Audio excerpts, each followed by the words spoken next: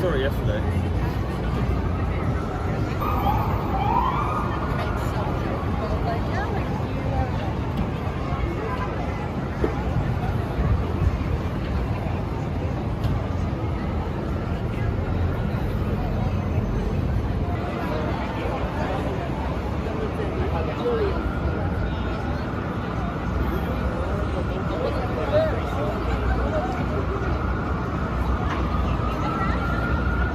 A new statue in Times Square we're told, turning heads. It's making people not only stop and stare, but also reflect. A rare feat in the middle of one of the busiest places in the world. Zinnia Maldonado shows us why. At 12 feet tall, in the middle of Times Square, stands a bronze sculpture of a young woman. It's instantly stood out. It's powerful. It's so tall and big. The sculpture, created by artist Thomas Price, was unveiled at Duffy Square last week, and in just a matter of days, it has stopped hundreds in their tracks. Who is she? Well, technically, she's whoever you want her to be. Me being a plus-size black woman, I kind of looking at it was just like, oh, I wonder what me as a small child would have thought looking at something like that. Representation. The piece is part of a series called Grounded in the Stars, which Gene Cooney, director of Times Square Art, says confronts preconceived notions of identity and representation. To have this work here is making a statement, potentially asking questions about what we value as a city, as a society, and hopefully it's a tribute to our shared humanity. Tourists and New Yorkers we spoke with expressed different interpretations of what she represents to them. It's a plus-size woman. I'm a plus-size man. I'm African American. It's the African American woman statue. So just seeing another piece for me to stop and just have a moment with was very powerful. If you look at the eyes, it's looking straight at something. It's focused. It's purposeful. The sculpture proves to be a well-liked juxtaposition placed among the more traditional statues in Times Square, which is the goal, according to officials, of placing said artwork in such a significant area. Coming from a person of color background as well, it's really nice to see something come across as like this everyday person that looks a little bit out of place. But I also think that's because of where we are standing. It might not look out of place if everything in our surrounding reflected everyday life more to us. From Times Square, Zinnia Maldonado, CBS. All right, Shalom. Give it all praise, honor, and glory unto Yahweh B'Shem Yahushai, B'Shem Rakakwadash, and double honor to our apostles, elders, and bishops here at Great Millstone for teaching this truth that's going all around the earth. Shalom to the hopeful elect out there. It's your brother Atazawan from the Great Millstone here in St. Louis. We're going to jump into a real quick lesson, all right? And really, after watching those clips, okay, of this 12-foot tall statue that they put in Times Square, all right, for everybody to go and gawk at, okay? And they making a big deal out of it like it really means something. You know, nothing that these people do here in Babylon the Great really has any significance as far as the downtrodden of this country right here in Babylon the Great. All right, you so-called Negroes, Latinos, and Native Americans, it's not just the men, but also the women, all right? And these people have no problem mocking you, all right? So when you look at that statue, you see that it's huge, right? In more ways than one, not just in the height of it, but the fact that the woman is overweight, right? She's overweight. She's got frumpy clothes on, okay? Her body's all out of whack, okay? No smile on her face, right? Nothing gorgeous about it, but an everyday black woman. That's what they made a statue of. And that's how they see you, you know. Now, I said this is going to be my commentary, all right, of that particular statue, which means nothing anyway. It doesn't mean anything, you know, but just another talking point for all those who are in charge, especially those of the art world and those that control the real estate in Manhattan, who you know are the Amalekites. And all they're trying to do is appease the people. That's all it is. All right, but here we're going to look at a few scriptures that tell you about how Israelite women are supposed to carry themselves. And that statue is a representation of the modern day so-called black woman, all right? Okay, out of shape, doesn't care how she looks, okay? Anyway, this would be 1 Timothy 2:9, and it reads, "In like manner also that women adorn themselves in modest apparel, with shamefacedness and sobriety, not with braided hair. What did you see on that statue? She had braided hair, right? It looks as though it's braided and it's got, I don't know, some decoration, maybe some beads or something in it. Okay? Not with braided hair or gold or pearls or costly array, but which cometh women professing godliness with good works. Let the woman learn in silence with all subjection. But I suffer not a woman to teach, nor to usurp authority over the man, but to be in silence. These are instructions for the Israelite woman. For Adam was first formed, then Eve, and Adam was not deceived, but the woman being deceived was in the transgression. Notwithstanding, she shall be saved in childbearing if they continue in faith, in charity, and holiness with sobriety. So there's a way to conduct yourself and carry yourself, and that statue does not represent, right, what the Israelite woman should be about. But it shows an illustration, or it gives you the idea that the so-called black woman can't take care of herself. She doesn't care what she looks like, and you just look common, right? But for those sisters out there, you understand that you are a very precious part of our nation, right?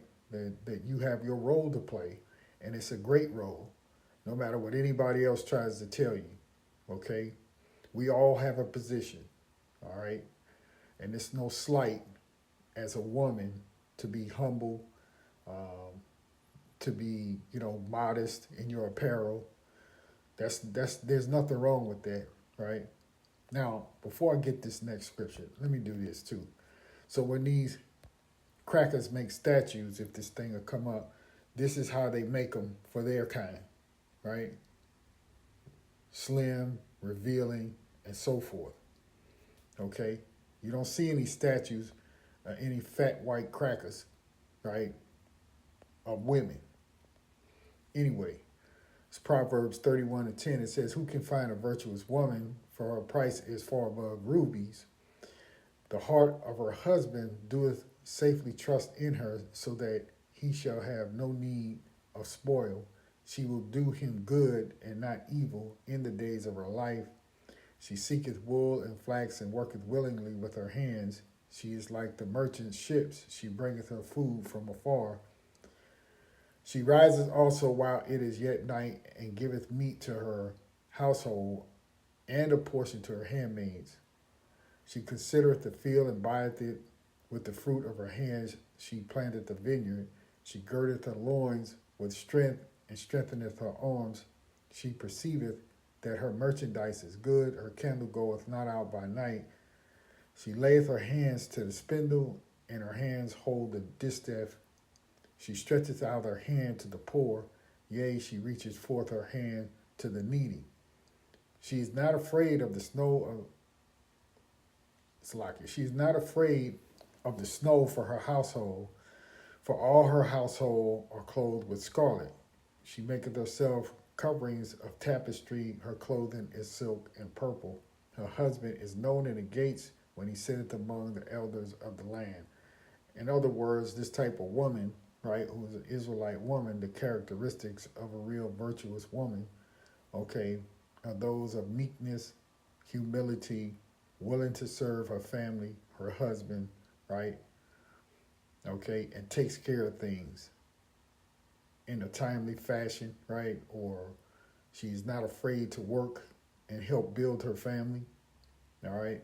That statue, to me, doesn't represent what we're reading here for the Israelite woman, but it shows a modern day woman, okay, that is not conducive to what the scriptures say, all right? Now, we're going to jump over here to Isaiah 3 and jump in right here, verse 18, just to show you something, all right? And we bring this scripture out often when it comes to dealing with the one woman that we call the N-dub, all right? And not all sisters. That doesn't apply to all the sisters. This just applies to those 2/3 wicked women, all right, who refuse to muzzle their mouth, to have respect for their husbands, and so on. Okay? Verse 18, in that day the Lord will take away the bravery of their tinkling ornaments about their feet and their cowls and their round tires like the moon. When you saw the back of that statue, she had a flat, wide behind. Okay? The chains and the bracelets and the mufflers, the bonnets and the ornaments of the legs and the headbands and the tablets and the earrings. So like the earrings. Verse 21, the rings and the nose jewelry, the changeable suits of apparel and the mantles and the wimples and the crisping pins, the glasses and the fine linen and the hoods and the veils. And it shall come to pass that instead of sweet smell, there shall be stink, and instead of a gird, or girdle, a rent. Right? And so you can see that she had, as the statue appears, that she was pretty wide around the midsection. Let's just say it that way. And instead of well-set hair, baldness, and instead of a stomacher, a girdle of sackcloth, and burning instead of beauty, right? So that's not to say that any women that look like that you are somehow unattractive, right? As the saying goes, there's somebody for everybody. But they didn't make that statue greatly attractive, is my point, okay? They got a bottom rung notion of what the so-called black woman looks like, okay? So anyway, let's move on, and let's read this short article here. It says, this giant bronze statue of a woman was just installed in the middle of Times Square, right? And there you see the photo again. And it's supposed to be some artist's rendition, all right? But it's a bunch of bullshit. If there was ever a reason to trek to Times Square, we'll read it, just a little bit of it. This is it, a massive 12-foot tall bronze sculpture of a young woman by figurative artist Thomas J. Price was just installed in the area on north side of Duffy Square on Broadway and 46th Street facing 47th Street. It will be on display through June 17th. The public art piece is part of a series called Grounded in the Stars, which confronts preconceived notions of identities and representation according to Times Square website, So this is nothing more than, in my opinion, okay, of a ploy to just plead, as if, they really care about what's going on. So many so-called Negro women, right, you're in a lot of trouble here, right? You can't make it. You got all these kids, and, you don't have a husband, and, to me, like I said, it's just my commentary, just my thought, it's a mockery. All right. Anchored by a wide base, the woman in Grounded in the Stars invites passers-by to gawk, and that's what they do, is gawk at it. They look at it. Now, on camera, they're going to give you a nice, quaint statement, but I doubt that that's what they really think of it. Okay. They got their own inward thought of it. All right. To gawk and engage, standing in stark contrast to Duffy Square's two other permanent statues, both of men. Unlike those, she wears everyday clothes. Her stance, a subtle nod to Michelangelo's David. The statue of the woman was woven from observations, images, and open calls that happened across New York, Los Angeles, and London. Alongside the massive sculpture, passersby should on the lookout, or be on the lookout, I guess is what it's saying, for another work by Price, this one on display across the neighborhood's screens. And it goes into some other piece of art that he has. Pretty much that's it on that. All right. But what we don't need is a statue of the so-called nigger woman. All right, the N-Dub, proud standing in a square somewhere for people to gawk at. And like I said, I believe this is just their attempt, to try to act like they're appeasing, the black woman because of the times really that we're in,